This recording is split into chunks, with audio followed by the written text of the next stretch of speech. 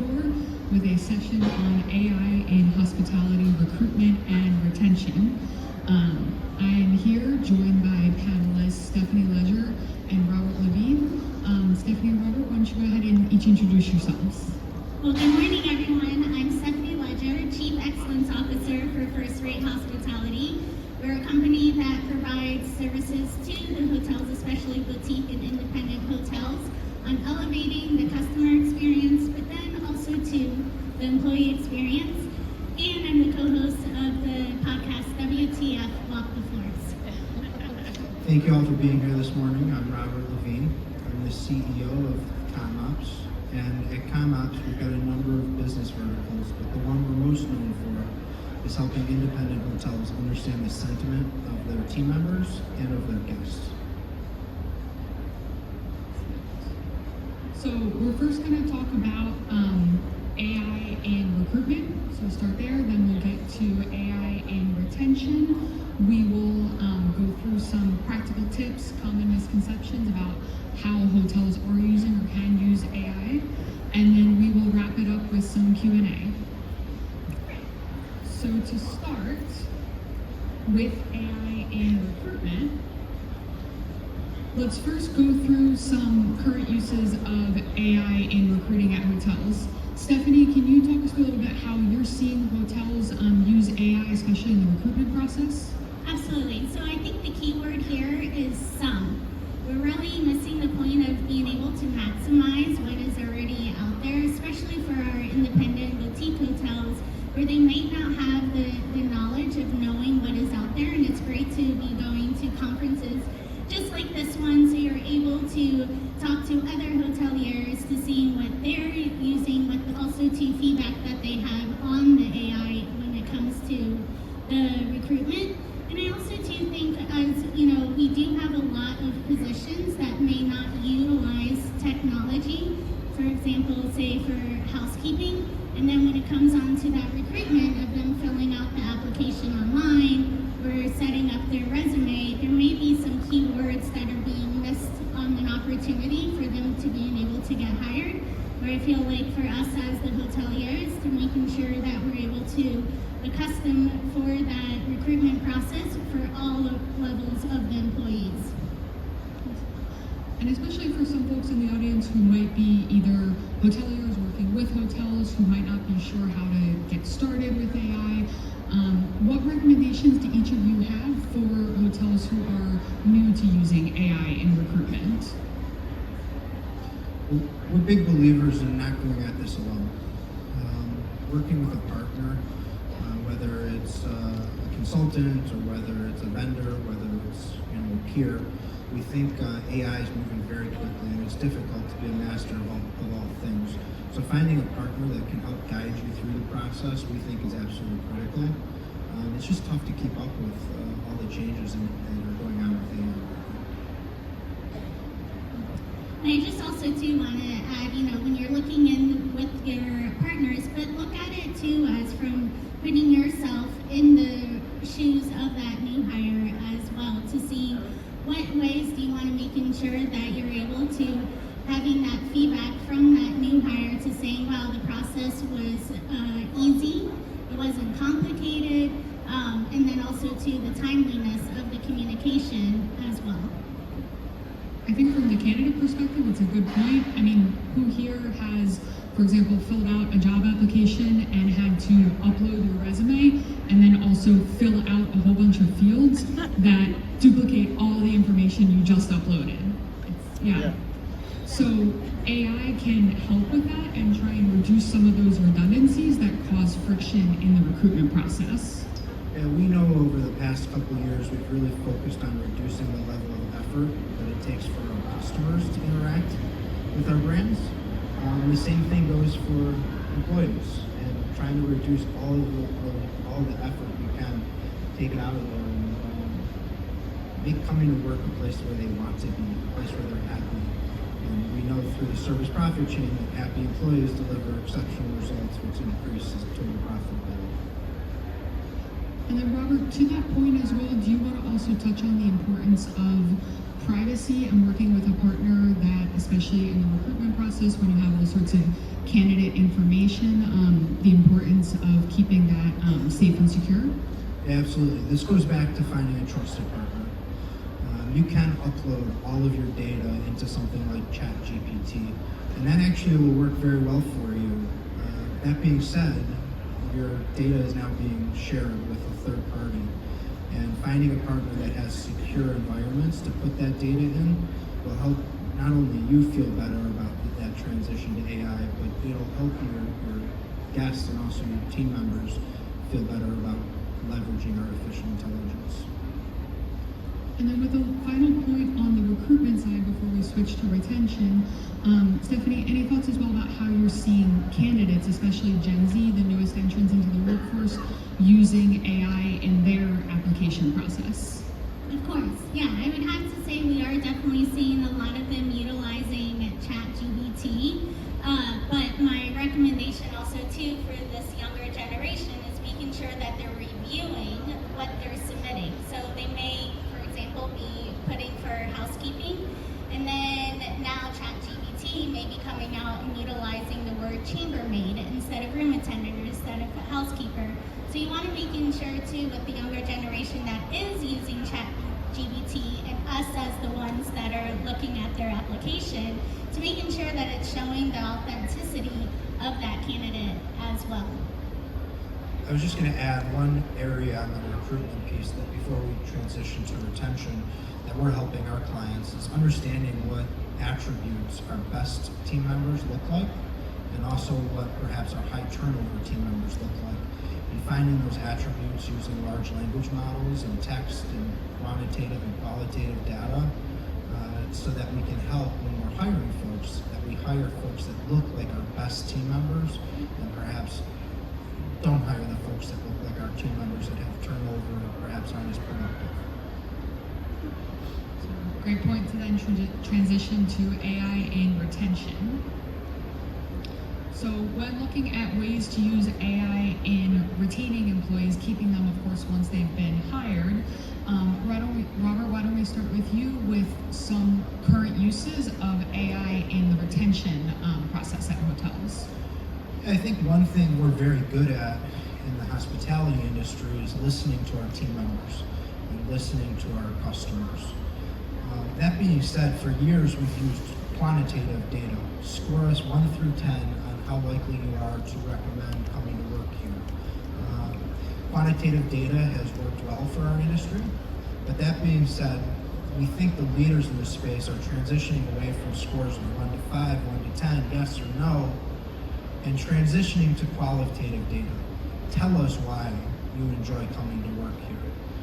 We even have some customers that are using video feedback so that employees can leave a direct message to their leadership team. And using large language models and artificial intelligence, we can mine that data to find themes and topics of what the sentiment is behind our team members. So we think transitioning away from quantitative data, it's a tough transition to make because you really need to trust that the qualitative data is going to give you an actual sentiment score. And that being said, it's also more challenging to have benchmarks when you're looking at qualitative data than you are when you're looking at quantitative data. But that being said, our goals of employee surveys is to really understand how we can do a better job of retaining, recognizing, and rewarding our team members. And if we focus on that as our goal, we think qualitative data is the real transition forward. With qualitative data, can you talk a little bit about how hotels might be able to use video or audio or different forms of that, especially for, in a place like Miami where we are that's multilingual, for employees whose native language isn't English, how to capture their feedback as well? Yeah, that's an excellent point. That comes right back to using AI. AI can translate and can do everything you need it to do. Video, to me, I think, is the real next frontier. And what that may look like on a survey is our CEO wants to know exactly from you how you feel about coming to work every day. And giving the team member the ability to record that in their natural language and being able to transcribe it, look for facial expressions, look for the sentiment, the tones and inflection in the voice. This is the power of AI today, and it's incredible how well adopted that is, not just by team members, but also by our customers. So we think that's really the future, and it's incredible the impact it's making for those customers that are leaning into it. Can each of you also talk a little bit about reducing turnover rates with AI, how that can be used to not only use it for tools like analyzing surveys, but then also really decreasing the turnover that unfortunately can be so prevalent in our industry? Yeah, I think it, helps with getting the employee feedback. Usually we'll have that, 90 days, now I need to put it on my calendar. It may seem like an afterthought for maybe a director of housekeeping that's running around with the day-to-day operations, making sure that they're taking care of the employees as well. But then also too is now when you're having that pop up of that calendar reminder, and now having the employee to be able to just do a video segment of it, or being able to have a simple survey as well, and then utilizing those keywords to now being able to see where the trends are of what your team members are saying about their time at your property or in your department. We as an industry do a great job of listening to our employees at least once a year through an annual survey. We think with AI and better survey tools, you can start to do more sporadic listening events. So I'll give you an example. After a peak weekend where we know the team was a little bit stressed and pushed to a max, why don't we send out a couple question survey? Tell us about what you felt most challenged over the past weekend. Where did you feel most successful? And being able to introduce more data into our own organization, more quality data into our own organization, helps us really understand quicker where there's potential risk for turnover. It's not good enough to just listen. We also need to analyze, and we need to communicate, and we need to share action plans. We call that closing the loop with our team members, and AI can help streamline that. So imagine an organization that gets 500 surveys, you're doing a pulse survey once a month, asking your team members how things are going. It's difficult to respond to all of them. So using AI to hone in on the ones where there's potential risk and being able to create a template or something that's at least a starting point to respond and close the loop one-on-one is a lot more advanced than putting up in the break room or in the cafeteria, here's what we heard, here's our action plan. Starting to move one-to-one is what we know works. That's why we put CRMs into our business for our customers. Being able to do the same thing with our employees is our next real challenge as an industry. And I want to add on to that too is, here you may have, say, 40, 60 employees in your department, and you're getting now that feedback, and you want to now give that feedback also back to your employees. And with closing the loop, like you were saying, Robert, is now also too with utilizing AI and then coming up with these personalized responses, because it does take time to being able to now take the feedback and personalize and giving that attention to the employee, where you can be able to utilize the AI tools while still creating that personalized response for the employee on the feedback that they provided to us. And then I think looking at the full employee life cycle as well, AI can even be used in exit interviews, correct? Can you talk a little bit about how hotels and companies might be able to use it there, even when employees are leaving?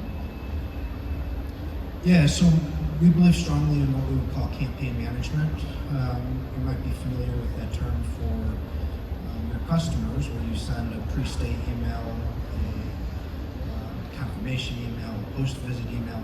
But we think the same is true for our employees. At their different life cycle stages, perhaps they have a promotion, or perhaps there's a new leadership team member that stepped in. Finding those different areas to listen to the employee is critical. Certainly we want to reduce the number of exit interviews, but we know there's a lot to learn from an exit interview, and being able to do that through a trusted channel that, if a team member sees SurveyMonkey, perhaps they're less likely to lean into leaving reviews use than if they find a more trusted survey tool. And even with that, that's how you can be able to set up the automation of these questions as well. So you can be able to see, okay, now the employee has sent in their 2-week notice, and now HR being able to set up the automatic replying back to the employee of asking these questions, giving the employee time to being able to respond. So now we can be able to take that data. Because I think a lot of times too, it's just saying, okay, now the employee is leaving. It may seem like an afterthought, what's happening, why are you leaving? And now we can be able to showing that care. And I'm sure what's now setting up that automation, instead of just leaving it as is, now you probably will be able to see the higher retention that they're actually pulling back. Maybe it's because, I've seen a lot of times with employees, a line level employee that's now going to the hotel across the street just because they're going to be making 50 cents to $1 more an hour. And now we can be able to finding that feedback. Are we in line with what the going rate is in the market? And also too, it being like, okay, raising that 50 cents to being competitive, look at also too how much money we're saving, because now we're going to have to re-spend it on recruitment, on training, on the onboarding, and all of that. The service recovery paradigm tells us that if we're able to find the gap in service, an employee that's leaving or an employee that's unhappy, and we're able to fix that, that they're actually going to become more loyal to the organization over time. Same thing on the customer side, finding those gaps in service. But we know that by listening to our team members, if we're able to find that gap and close that gap quickly, the longer the gap stays open, the more challenging it is to fix. So being able to find that gap quickly using qualitative and frequency of surveys will ultimately increase loyalty of our team members and create a stronger workforce. So now for the last part of the session, we're going to transition to some final thoughts, a few practical takeaways. So we're going to do a few kind of more rapid fire questions. The first question is a practical tip for incorporating AI. So Robert, your tip about putting out a survey after a peak weekend, or Stephanie, your tips about using it, especially to analyze the reasons that an employee might be leaving, to hone in on that. Would love if each of you can share one practical tip that you think would be important for hoteliers and partners to leave with today on incorporating AI into recruitment and retention. I would have to say for mine is setting up the automation of going through when the employee is filling out their application, setting up that automation of responding. I mean, how many times have we heard it as this is the ghosting hotel, because they're just going to take your application, they're not even going to provide any feedback at all of why I didn't get the position, is the position still open? So I feel like having those automation of those responses, but then also too putting it onto either the recruiter's calendar or the department head's calendar as well, to making sure that they're doing the proper follow-up as well, because it's a tough market out there that we're seeing, and one day of a delayed response could actually hurt you of missing out on a fabulous employee that could be working for your company. Yeah, I know I've spent a lot of time talking about surveys. It's just because it's the area where I think AI can make the biggest impact today. It's the lowest investment to stand up, and it's got extraordinarily high return on investment. So my practical tip here is that less is more. We want more data points, more quality data points, but sending out a survey that's 6 pages long with 30 questions is not the right approach. You can really capture a lot of insights by leveraging a couple quantitative questions and a couple qualitative questions, and then leaning into AI to find the topics, the themes that exist in that qualitative data, opposed to sending out the traditional 30-question survey. Excellent points. And then the second question is, what is a common misconception, or if there's one thing that you wish hotels knew about AI and using it, what would that be? Yeah, a lot of us are waiting for AI to be perfect. And the raw is that AI is probably never going to be perfect. It's going to go through iterations of continuous improvement. And sitting back and waiting to jump and put your foot in is probably going to leave you behind. My real guidance here is to find a partner that has experience, that supports this industry, and stepping into it and knowing that you might make an investment today that you may need to make again in a couple of years from today. So anyways, don't let perfection really be the enemy of good or great. Yeah, I would just add on to that as saying just do it. Just seeing where little steps, even starting off on the AI with your job descriptions, being able to now putting it in there, seeing what you get back if you're utilizing a tool like ChatGPT, but just baby steps to being able to build up on that. So with that, I'd like to thank Stephanie and Robert for sharing their insights with us today. And I'd also like to open it up to the audience if there are any questions that anyone has to ask our panelists.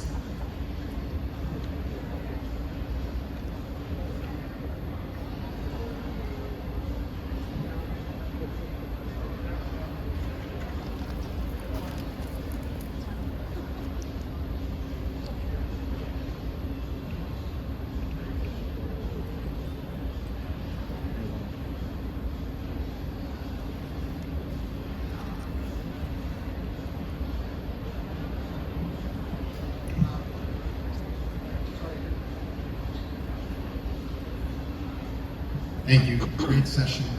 Just a question on, obviously AI is perfectly suited to scanning resumes and applications and things of that nature, but what are your thoughts on sort of AI bias? You were talking about identifying sort of the profile of your perfect employees and that sort of thing, but AI does have bias, be it gender, race, those sorts of things. How do you deal with that as you leverage the great technology, but at the same time ensure that there isn't that bias being introduced as well? Yeah, what you're talking about is not only an ethical challenge, but it could become a legal challenge.